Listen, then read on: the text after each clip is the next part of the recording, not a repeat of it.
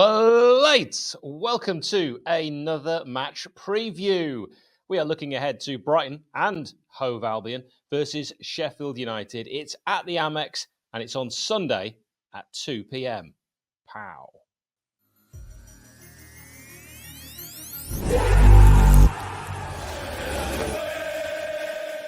The Blades return to action after a late show against Wolverhampton Wanderers. A penalty given in the final minute for a foul on George Baldock by Fabio Silva, who watched him fall like the top of my wedding cake. Ironically, that was also in tears. The cake mishap happened when my overzealous grandma tripped on the edge of a table, but even she didn't go down like 𝗉𝗂𝗂𝗃 following an invisible touch earlier in the match. Perhaps the pitch, resembling a swimming pool, had something to do with the diving. Next up, it is a trip to the South Coast as United face Brighton at the Amex Stadium. The Amex, also known as the American Express Stadium. Americans, of course, big fans of things being done quickly, hence the word express.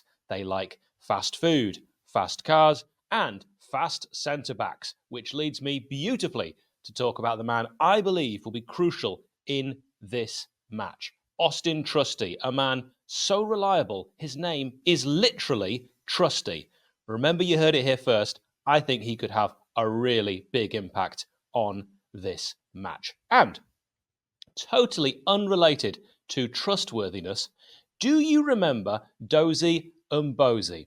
He failed in his bid to become the new owner of Sheffield United for reasons.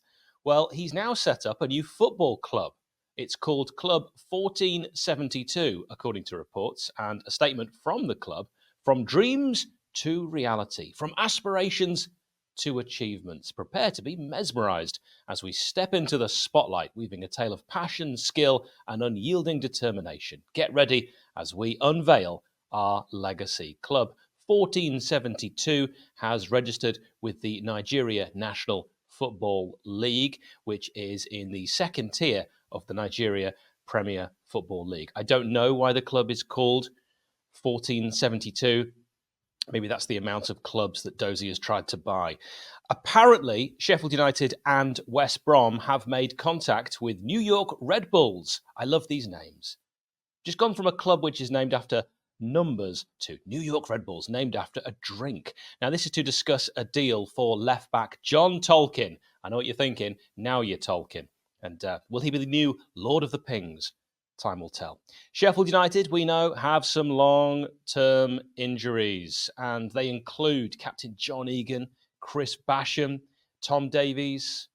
There will be hopes, though, over Max Lowe. I want to stop talking about him tripping over a sprinkler and that being the reason he's out, because it's a silly reason. Reece Norrington-Davis, Willa Sula, Rhian Brewster. We know he can peg it down a touchline, but can he play on Sunday? Ollie McBurney, who scored in this fixture before, and Anel Ahmedhodzic. Let's hope we get some of those back.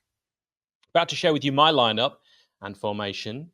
Let me know what you think. You can always disagree. I use the Fan Hub app for this. If you'd like to predict your lineups, just like me, you can join the Fan Hub community with a link in the description or using the code SHE-YC5. Can you do that? Can you take a bit of time out and do that? It really helps me. They look at how many people have done it. Fodringham, Baldock, Trusty, Jack Robinson, Bogle, Thomas, Sousa, Hamer, Norwood, McAtee, Archer. Now, for the 23-24 season, also known as this season, Sheff United Way is sponsored by Greene King Sport, where football is more than a game. Greene King Sports venues are showing every televised Sheffield United fixture over the course of the season. So instead of turning to a dodgy internet stream, get your mates together, get your family together, and you can get to your local Greene King pub. This season, Greene King have launched the Greene King Sport Instagram page, which will be your new home of fan content, deals, and competitions. They've already given away Champions League final tickets and signed shirts. There'll be more to come, so don't miss out. Drop them a follow on Instagram, and you won't just be the first to know about all these deals. You'll be helping out Sheff United Way as well. They check. Brighton and Hove Albion the team that we are heading to face, are managed by, I think, a very good, competent manager, Roberto De Zerbi. They appointed very well after losing Graham Potter. They currently sit 7th in the Premier League, something they'd have only dreamed of a few years ago. And a trip to Amsterdam aside, we're just going to focus on their Premier League exploits recently. A 1-1 draw their last match in the Prem at Everton, a match in which Brighton had 80% possession. Passing is nice, goals is nicer. They only managed 2 shots on target. Everton fashioned 10 efforts, 4 of those on target. Now, Brighton, they can mix it up formationally. It's a word.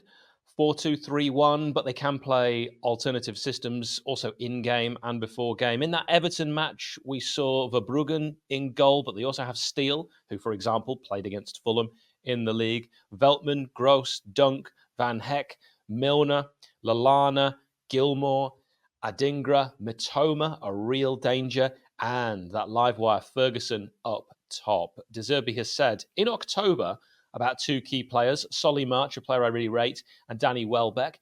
Solly, unfortunately, is very, very tough injury, very important injury. We lose him for a long time, for a long period. For Welbeck, it's the same. On Espinola, he said, if everything goes to plan, he should be back by December. But you never know. Players sometimes make miraculous recoveries. Look at Aaron Rodgers. Different sport, but hopefully you know who I'm talking about. Now, the referee for Brighton against Sheffield United is John Brooks from Leicestershire, specifically Melton Mowbray, where the pies come from. Last season, he took charge of just 33 games, issuing 132 yellows, which is par for the course, 5 reds, 2 were second yellows. He gave 13 penalties. He did referee Sheffield United's opening match of the season, a 1-0 defeat to Crystal Palace. He's also refereed Brighton already this season at home when they beat Bournemouth 3-1. That was on the 24th of September. Now, when we look at player connections, this is players that play for both Sheffield United and Brighton. Who can you think of? Whilst you're taking the time to make sure you're subscribed and giving this video a like, take the time to give this video, thank you. Can you think of players that have played for both? I've got to be honest, I struggled a little bit with this, but I always come up with 4, and I've got 4 for you again. Danny Cullip scored a perfectly good goal away at Arsenal. I was there at Highbury, disallowed, no idea why.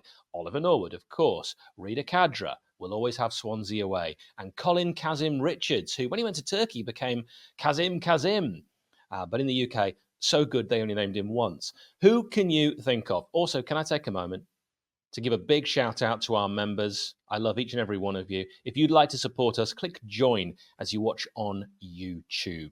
Right, let's get to StatCat. Meow. Sheffield United have never lost in the Premier League to Brighton, according to Statman Adam. I made no effort to check whether that was true. Sheffield United have scored 1 in all 4 Premier League meetings, winning 1-0 twice and drawing 1-1 twice. I remember that game at Bramall Lane where Enda Stevens scored a proper thriker. It's 1 away win and a draw and a home win and a draw in 4 games. So there we go. It all sounds believable. Blades haven't lost at Brighton since 1987, including coming from 2-0 down at half-time. I was at this game with Statsman Adam. Lots of people left. And the Blades came back to win 4-2. That was at the Withdean, where they had the running track and the sand pit, which was great fun. That was in 2002, with 𝗂𝗂𝗏 being brought on as a sub and getting a hat-trick. So again, thanks to Statsman Adam, who also adds, of the last 12 versus the Seagulls, it's 7 wins, 4 draws and 1 defeat. A run which started with a 5-4 win at Bramall Lane in September 1989. He says, I only mention this as I was mascot that day. It's my greatest memory. And Statsman Adam has got a picture he shared with me, and he's put it on Twitter, of being mascot that day with Brian Deane. His hero, my hero. I'm sure for many of you, hero. My prediction is, after all that positivity, a 2-0 defeat. I hope I'm wrong. I hope Ajax means they're really tired. I hope we kick on from our win. And I'm looking back at that and going, well, that was a ridiculous prediction. Let me know your score prediction in the comments. Subscribe to this channel and to our audio podcast. Brand new audio episode now available. Thank you.